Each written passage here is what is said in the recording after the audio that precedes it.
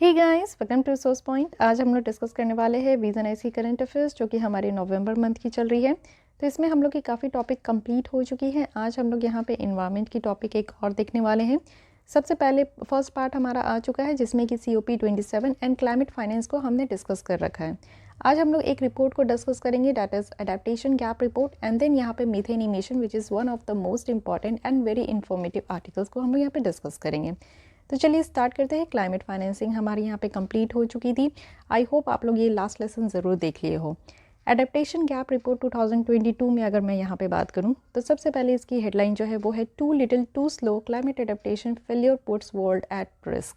और सबसे पहले आपको ये समझना है कि एडेप्टेशन गैप रिपोर्ट ये किस ऑर्गेनाइजेशन के द्वारा रिलीज़ की जाती है। तो ये है यूनाइटेड नेशन एनवायरनमेंट प्रोग्राम के द्वारा। फाइन, अब इनकी फाइंडिंग हम लोग देख लेते हैं कि इसमें से बताया जा रहा है कि 10 में से 8 कंट्रीज़ है जो कि यहाँ पे at least one national adaptation planning instrument है इनके पास। इट मीन्स कि out of 10 only 8 countries have decided to plan accordingly. साथ ही more than a third of all the 198 parties जो है यूनाइटेड नेशन FCCC के, उनके द्वारा क्वान्टिफाइड और टाइम बाउंड एडेप्टेशन टारगेट रखा गया है। 90% जो प्लानिंग इंस्ट्रूमेंट है उनके द्वारा एनालाइज किया गया है जेंडर और हिस्टोरिकल डिसएडवांटेज ग्रुप, जैसे कि इंडिजिनस पीपल जो है उनको यहाँ पे बेसिकली हर एक तरीके की यहाँ पे फैसिलिटी नहीं मिल पा रही है। और साथ ही साथ कंबाइंड एडेप्टेशंस और मिटिगेशन फाइनेंस फ्लो भी देखने को मिला है जो कि कम हुआ है। और एडेप्टेशन फाइनेंस गैप है जो कि हम लोग जनरली डेवलपिंग कंट्रीज़ में ही देखते हैं, जो कि 5 to 10 टाइम्स ग्रेटर है। फाइन, अब यहाँ पे हम लोग बात करते हैं कि एडेप्टेशन एफर्ट्स जो कि ये रिपोर्ट के द्वारा दिखाया जा रहा है तो इसमें क्या क्या इश्यूज़ है। एक बार मैं ओवरव्यू दे देती हूँ। This topic is not as much important, बस 2-3 बातें आपको पता होना चाहिए। तो targets are not outcome oriented है। इट मीन्स कि ऐसा टारगेट यहाँ पे सेट किया गया है जो कि आउटकम ओरिएंटेड नहीं है। एडेप्टेशन गैप यानी कि जो भी आप देखो कि क्लाइमेट चेंज को टैकल करने के लिए जो भी एडेप्टेशन प्रोसेस रखा गया है उसमें वाइडनिंग आते जा रहा है। मार्जिनलाइज जो ग्रुप है, जो बेसिकली आप देखो कि क्लाइमेट चेंज के कारण जो लोग यहाँ पे ज़्यादा उनको टॉर्चर हो रहा है, वो ज़्यादा जो ग्रसित है उनको बाहर रखा गया है। मेल एडेप्टेशन है, इट मीन्स कि आप कह सकते हो कि अ काइंड ऑफ खाना पूर्ति है, यहाँ पे लोगों को फ़ायदा नहीं हो रहा है, इन्वायरमेंट को फ़ायदा नहीं हो रहा है। Lack of long term planning, it means कि आप कह सकते हो कि short term planning just to show off करने के लिए यहाँ पे रखा गया है। नैरो डेफिनेशन है, एडेप्टेशन सक्सेस का यहाँ पे डेफिनेशन अगर हम लोग देखें तो वो बहुत ही कम है। इनएडिक्वेट मैट्रिक्स यहाँ पे रखा गया है। साथ ही एडेप्टेशन लिमिट्स भी है यहाँ पे।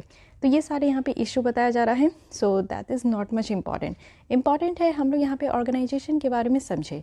यूनाइटेड नेशन एनवायरनमेंट प्रोग्राम ये एक इंटर गवर्नमेंटल ऑर्गेनाइजेशन है जिसको 1972 में इस्टेब्लिश किया गया था। और ये आप देखो कि स्टॉकहोम कॉन्फ्रेंस में यहाँ पे बातें हुई थी जिसकी ये आउटकम्स हैं। मेनली ये काम करते हैं यूनाइटेड नेशन 2030 का जो एजेंडा है सस्टेनेबल डेवलपमेंट का, उसके बेसिस पे इसको लाया गया है। और यहाँ पे ग्लोबल इन्वायरमेंटल एजेंडा सेट किया गया है जिससे कि जो इम्प्लीमेंटेशन है इन्वायरमेंटल डायमेंशन का वो यहाँ पे प्रमोट हो सके। इसका हेडक्वार्टर केनिया के नायरोबी में है। और यूनाइटेड नेशन एनवायरनमेंट प्रोग्राम के द्वारा काफ़ी ज़्यादा रिपोर्ट्स यहाँ पे पब्लिश की जाती है। तो उसमें से अगर हम लोग देखें तो फर्स्ट है global environment outlook report, triple emergency, cooling emission. Fine, तो this static portion is important. Okay, जो इम्पॉर्टेंट है एग्जाम पॉइंट ऑफ व्यू से उसे डिस्कस करना है, बाकी चीज़ें यहाँ पर डिस्कस करके हम लोग टाइम वेस्ट नहीं कर सकते। Coming to the next topic जो कि काफ़ी इंपॉर्टेंट है, मीथेन इमिशन। रिसेंटली हम लोग एक रिपोर्ट देखेंगे जो कि ग्लोबल मीथेन असेसमेंट किया गया है, 2030 बेसलाइन रिपोर्ट है। इस रिपोर्ट में आप देखो कि लॉन्च किया गया था कब, तो ये जो अभी COP27 की मीटिंग भी है उसी के तहत इसको लाया गया है। अब समझते हैं कि व्हाट इज़ मीथेन। मीथेन की केमिकल फॉर्मूला है CH4, एक प्राइमरी कंपोनेंट है नेचुरल गैस का जो कि रिस्पॉन्सिबल है, इट मीन्स कि हमारे धरती को गर्म करने के लिए 25% से भी ज़्यादा रिस्पॉन्सिबल एक अकेला मीथेन है। मीथेन आप देखो ग्रीन हाउस गैसेस में ये काउंट होता है जो कि one of the most powerful है। और आज की डेट में अगर हम लोग ग्लोबल वार्मिंग की बात करते हैं तो ग्लोबल वार्मिंग के पीछे जो हाथ है वो मीथेन का भी है। ये रिस्पॉन्सिबल है around half of the growth जो कि यहाँ पे ट्रोपोस्फेरिक ओजोन फॉर्मेशन हो रहा है ट्रोपोस्फेयर लेयर में, जिसे हम लोग बैड ओजोन कहते हैं, तो इसके पीछे मीथेन का भी हाथ है। और आप देखो कि यहाँ पे ग्लोबल वार्मिंग जो पोटेंशियल बढ़ता है 80% ज़्यादा ये आपको देखने को मिलेगा रिस्पॉन्सिबल है as comparison to carbon dioxide. साथ ही मीथेन की बात करूँ तो ये कलरलेस है, ऑर्डरलेस गैस है जो कि बहुत ही भारी मात्रा में पाए जाते हैं। और हम लोग जो है टॉप 5 मीथेन इमीटर में काउंट भी होते हैं, जो कि एक कह सकते हो कि हमारी एक बेइज्जती काइंड ऑफ ये बातें हैं। मीथेन इमिशन सोर्सेज देखें और कैसे इसको रिड्यूस कर सकते हैं। ये एक टेबल है जो कि बहुत ही इंपॉर्टेंट है, तो आप लोग इसके स्क्रीनशॉट ज़रूर ले सकते हो। एग्रीकल्चर है जिसमें कि सबसे ज़्यादा मीथेन इमिशन होती है, तो हम लोग यहाँ पे मैन्योर मैनेजमेंट को इम्प्रूव करके कर सकते हैं। हम लोग को यहाँ पे इंटरमीडिएट एरेशंस का अप्लाई करना होगा, यानी कि जो फ्लडेड राइस पैडीज़ है, हम लोग क्या करते हैं, राइस की खेती बहुत ज़्यादा होती है हमारे यहाँ, चावल की खेती इतनी ज़्यादा होती है कि हमारी जो इतनी बड़ी पॉपुलेशन है, वर्ल्ड की सेकंड मोस्ट पॉपुलस कंट्री है, हम लोग उसको फीड करा पाते हैं और साथ ही साथ एक्सपोर्ट भी कर पाते हैं। तो हम लोग यहाँ पे राइस कल्टिवेशंस के पीछे इतना ज़्यादा पानी बर्बाद करते हैं, और पानी बर्बाद करने से इट मीन्स कि आप देखोगे सबसे ज़्यादा जो एग्रीकल्चर सेक्टर में मीथेन इमिशन होती है वो राइस कल्टिवेशन में ही होती है। तो हम लोग यहाँ पे कुछ एक अलग तरीके का एक ऑल्टरनेटिव हम लोग सोर्स यहाँ पे ला सकते हैं कि हमारे यहाँ जो राइस कल्टिवेशन इतना होता है उसका एक ऑल्टरनेटिव सोर्स होना चाहिए। एनिमल हेल्थ और हस्बेंड्री को हम लोग को इम्प्रूव करना होगा, साथ ही जो सेलेक्टिव यहाँ पे ब्रीडिंग है उसको इंट्रोड्यूस करना होगा जिससे कि इमिशन इंटेंसिटी कम हो सके, और हम लोग को फार्म स्केल एनारोबिक डाइजेशंस को यहाँ पे प्रमोट करना होगा जिससे कि जो मीथेन इमिशन है वो लाइव स्टॉक से जितना बढ़ता है उसको हम लोग कंट्रोल कर सके। फॉसिल फ्यूल की बात करें तो फॉसिल फ्यूल में क्या है कि प्री माइनिंग डी गैसिफिकेशंस है, ये चलता रहेगा। रिकवरी और ऑक्सीडेशंस जो है मीथेन का, ये हम लोग को देखने को मिलता है कोल माइन से। तो कोल माइंस का भी, यानी कि कोयले वगैरह का भी हम लोग इतना ज़्यादा इस्तेमाल करते हैं जिससे मीथेन की इमिशन हम लोग का देखने को मिलता है बहुत ही ज़्यादा है। हम लोग लीकेज को रिड्यूस यहाँ पे कर सकते हैं लॉन्ग डिस्टेंस गैस ट्रांसमिशन करके। साथ ही हम लोग रिकवरी और यूटिलाइजेशन भी कर सकते हैं गैसेस से और ऑयल प्रोडक्शन से। साथ ही रिकवर और गैस को यूज़ कर सकते हैं। फ्यूजिटिव इमिशंस भी है, यानी कि ऑयल और नेचुरल गैस का जो प्रोडक्शन होता है उससे हम लोग यहाँ पे गैस वगैरह को यूज़ करके हम लोग यहाँ पे इसकी जो इमिशन है वो कम कर सकते हैं। वेस्ट मैनेजमेंट की बात करें तो सेपरेट और एक अलग सा बायोडिग्रेडेबल म्यूनिसिपल वेस्ट हम लोग को लाना होगा। अपग्रेड करना होगा जो वेस्ट वाटर ट्रीटमेंट है विद गैस रिकवरी और ओवरफ्लो कंट्रोल। साथ ही हम लोग एनारोबिक डाइजेशंस को जो है इम्प्रूव कर सकते हैं सॉलिड और लिक्विड वेस्ट में। साथ ही डाइवर्ट कर सकते हैं जो ऑर्गेनिक वेस्ट है, और कलेक्ट कैप्चर और यूज़ कर सकते हैं जो लैंडफिल गैसेस है। तो इस तरीके से आप देखो कि यहाँ पे 3 आइडियाज़ दिया जा रहा है कि कैसे हम लोग इमिशंस को कम कर सकते हैं, विच इज़ वेरी इंपॉर्टेंट। अब हम लोग ये समझते हैं कि क्यों मीथेन इमिशंस कम करना इतना ज़्यादा ज़रूरी है। क्योंकि मीथेन इमिशन से क्या हो रहा है कि हमारी एयर क्वालिटी बहुत पुअर हो रही है।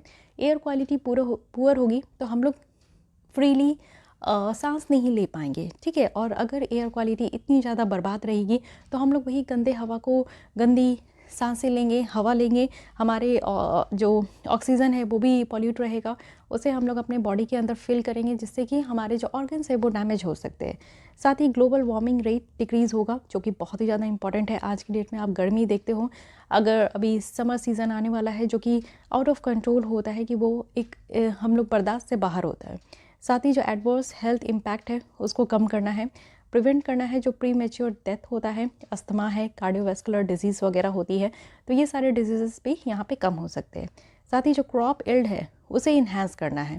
सो ये 4 मेजर ज़रूरत हमें बताया गया है कि क्यों मीथेन इमिशन को कम करना ज़रूरी है। अब देखते हैं क्या क्या इनिशिएटिव इंडिया के द्वारा लिया गया है, आज तक हम लोग ने क्या काम किया है जिससे कि मीथेन इमिशन कम हो सके।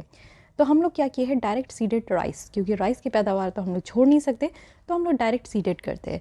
राइस की खेती कैसे होती है, पहले उसे नर्सरी में छोटे छोटे बीज जो है वो लगाया जाता है, फिर ये बीज जब थोड़े बड़े हो जाते हैं ना पौधे, फिर इसको यहाँ से उठाकर जो मेन जहाँ खेत होता है वहाँ पे इसको बोया जाता है। तो इससे क्या होता है कि यहाँ पे जो नर्सरी है इसमें भी पानी भर के रखा जाता है, फिर यहाँ पे भी पानी भर के इसे रखा जाता है, तो ये it will take long time, ये ऑलरेडी जो है लॉन्ग टाइम लेता है। तो इससे क्या है कि डायरेक्ट सीडेड राइस है, इट मीन्स कि ये जो सिस्टम है इससे मीथेन इमिशन कम हो रहा है, ठीक है। साथ ही आप देखो कि क्रॉप डाइवर्सिफिकेशन प्रोग्राम, सिर्फ राइस की कल्टीवेशन क्यों करना, किसी और भी हम लोग क्रॉप पे यहाँ पे ध्यान दे सकते हैं। तो अल्टरनेट क्रॉप्स यहाँ पे लाया गया, जैसे कि पल्सेस, ऑयल सीड्स, मेज, कॉटन, इन सब पे फोकस करने के लिए यहाँ पे रखा गया है। गोबर है, इट मीन्स कि galvanising organic bio agri resources, Gobar Dhan scheme है, ये बायोडिग्रेडेबल जो वेस्ट रिकवरी है इसको सपोर्ट कर रहा है। आज की डेट में आप देखो कि कहीं पे भी जो काउडंक होते हैं उन सबको ओपनली नहीं रखा गया है, बहुत जगह आप देखो गाय वगैरह को हटा दिया गया, और जितने भी गोबर वगैरह रहता था जिससे मीथेन इमिशन बहुत होता है, तो वो आज की डेट में आपको कम देखने को मिलेगा गोबर स्कीम के तहत। तो गोबर को यहाँ पे धन कहा गया है कि जो भी यहाँ पे आप काउडंक बेचेंगे तो उनको यहाँ पे भारी मात्रा में जो है फ़ायदा होगा। साथ ही अगर देखिए नेशनल लाइव स्टॉक मिशन है, ये इम्प्लीमेंट किया गया है डिपार्टमेंट ऑफ एनिमल हस्बेंड्री और डेयरिंग के द्वारा। लाइफ स्टॉक मिशन की अगर बात करें तो ये इम्प्लीमेंट किया गया है department of animal husbandry and dairying के द्वारा, जिसमें breed improvement and balance rationing की बात की गई है। फीडिंग लाइफ स्टॉक जो है ये सुपीरियर क्वालिटी की होनी चाहिए। इट मीन्स कि जितने भी यहाँ पे लाइफ स्टॉक्स होते हैं उनको फीड करना है तो उनको जो चारा वगैरह दिया जाता है वो भी अच्छे क्वालिटी की होनी चाहिए, जिससे क्या होगा कि मीथेन इमिशंस जो है लाइफ स्टॉक से यहाँ पे कम हो पाएगा। इंडिया की अगर ग्रीन हाउस गैस प्रोग्राम देखें तो ये इंडस्ट्री लीड वॉलंटरी फ्रेमवर्क है, जिसमें कि जो ग्रीन हाउस गैस इमिशन है उसको मेजर किया जाएगा और मैनेज किया जाएगा। तो ये सारे इनिशिएटिव्स हैं जो कि हम लोग अपने लेवल पे लिए हैं। हम लोग को क्या करना चाहिए जिससे कि मीथेन इमिशन रिड्यूस हो सके? सबसे पहले इम्प्लीमेंट पॉलिसीज़।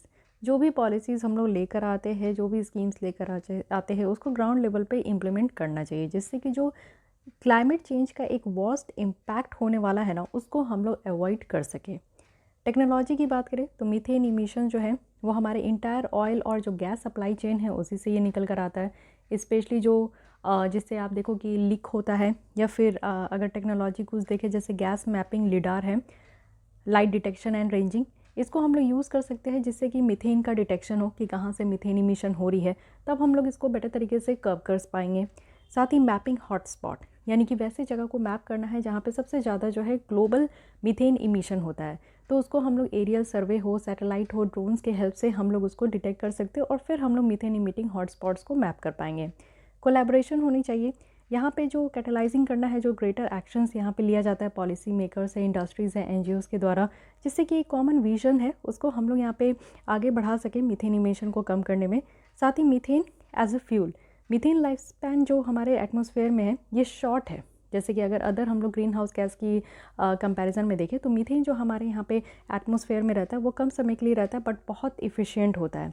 तो अगर हम लोग यहाँ पे मीथेन देखें जो वेस्ट वाटर ट्रीटमेंट प्लांट से निकल कर आता है और डेयरी से निकल कर आता है, इसको तो हम लोग कैप्चर कर सकते हैं और फिर इसको हम लोग एज ए फ्यूल यूज़ कर सकते हैं। तो इससे क्या होगा ना कि जो मीथेन का अमाउंट है वो कम हो पाएगा, यानी कि मीथेन का अमाउंट जो एटमॉस्फेयर में इंटर हो पा रहा है वो कम हो पाएगा। अब इससे रिलेटेड न्यूज़ देखा जा रहा है कि methane super emitter map by NASA. तो देखिए इमिट मिशन है, इमिट मिशन किसका है? तो ये नासा का है, जिससे कि ये इनके द्वारा यहाँ पे आइडेंटिफाई किया गया 50 super emitter of methane gas, जो कि सेंट्रल एशिया में, वेस्ट एशिया में और साउथ वेस्टर्न यूनाइटेड स्टेट में। सुपर इमीटर्स क्या होते हैं? सुपर इमीटर्स जो है ये एक फैसिलिटी है, इक्विपमेंट है और अदर इंफ्रास्ट्रक्चर है जो कि फॉसिल फ्यूल में, वेस्ट में, एग्रीकल्चर सेक्टर में ही टिपिकली देखने को मिलेगा, जो कि मीथेन जो है ना वो हाई रेट्स में इमिट करते हैं। तो नासा के द्वारा भी यहाँ पे इनिशिएटिव लिया गया है, तो इसको भी ध्यान रखना है। साथ ही ग्लोबल इनिशिएटिव देख लेते हैं। देखिए ग्लोबल मीथेन प्लेज है कि यहाँ पे COP26 जो मीटिंग हुई थी ग्लासगो में, उसमें ये आपका प्लेज लिया गया था कि एटलीस्ट 30% यहाँ पे 2030 तक रिड्यूस करना है। साथ ही हम लोग इसके मेंबर नहीं है, यानी कि ग्लोबल मीथेन प्लेज के हम लोग मेंबर नहीं है, तो इसको ध्यान रखना है। Methane alert and response system है जिसको इस बार यहाँ पे लॉन्च किया गया। Seaweeds based animal feed additive formulation से इसको यहाँ पे सेंट्रल सॉल्ट एंड मैरीन जो केमिकल रिसर्च इंस्टीट्यूट है उनके द्वारा डेवलप किया गया, जिससे कि मीथेन इमिशन को कम कर सके कैटल से। और international energy forum methane initiative है, ये 2021 में लॉन्च किया गया था, जिससे कि हम लोग मीथेन इमिशन मेजरमेंट मेथोडोलॉजी को डेवलप कर सके। साथ ही मीथेन सैट है। मीथेन सैट एक स्टेट ऑफ आर्ट सैटेलाइट है जो कि यहाँ पे डिज़ाइन इस तरीके से किया गया है कि हम लोग यहाँ पे ग्लोबल मीथेन इमिशन को डिटेक्ट कर सके, वो भी अनप्रेडिसेंट जो एक्यूरेसी है उसके साथ। ओके, सो ये सारी टॉपिक्स यहाँ पे सारी बातें रही। सबसे पहले हम लोग देखते हैं कि कहाँ मीथेन कहाँ से आता है। तो वेटलैंड से आप देखो सबसे ज़्यादा 161 मिलियन टन्स पर ईयर है। फॉसिल फ्यूल एक्सट्रैक्शन में भी निकल कर आता है। फिर लाइफ स्टॉक है, लैंडफिल्ड है। ये जो यहाँ पे हायरार्की है ना, इसको थोड़ा ध्यान रखिएगा क्योंकि मे बी ये अरेंज करने के लिए आ सकता है प्रीलिम्स में। फाइन। और climate and clean air collisions की बात करें तो ये वॉलेंट्री पार्टनरशिप है गवर्नमेंट की, सिविल सोसाइटी की, प्राइवेट सेक्टर की, जिससे कि क्लाइमेट को प्रोटेक्ट कर सके और जो एयर क्वालिटी है उसको इम्प्रूव कर सके। इनिशियल फोकस है मीथेन के ऊपर, ब्लैक कार्बन है और हाइड्रोफ्लोरोकार्बन्स है। हम लोग भी इस ऑर्गेनाइजेशन को ज्वाइन किए हैं 2019 में। So guys this is all about methane emission, जो कि हम लोग देखें कि मीथेन इमिशन से रिलेटेड रिपोर्ट, मीथेन क्या है, मीथेन आता कहाँ से है और कौन कौन से सोर्स है मीथेन का और हम लोग इसमें कैसे रिड्यूस कर सकते हैं। इंडिया के द्वारा क्या इनिशिएटिव लिया गया है, ग्लोबल क्या इनिशिएटिव लिया गया है और अभी हमें और क्या करना चाहिए। स्पेशली हम लोग नासा की भी इनिशिएटिव को यहाँ पर रीड किए। सो आज के लिए बस इतनी ही रखते हैं। नेक्स्ट हम लोग लेसन यहाँ पे कंटिन्यू रखेंगे कल। तब तक के लिए यहाँ पे थैंक यू।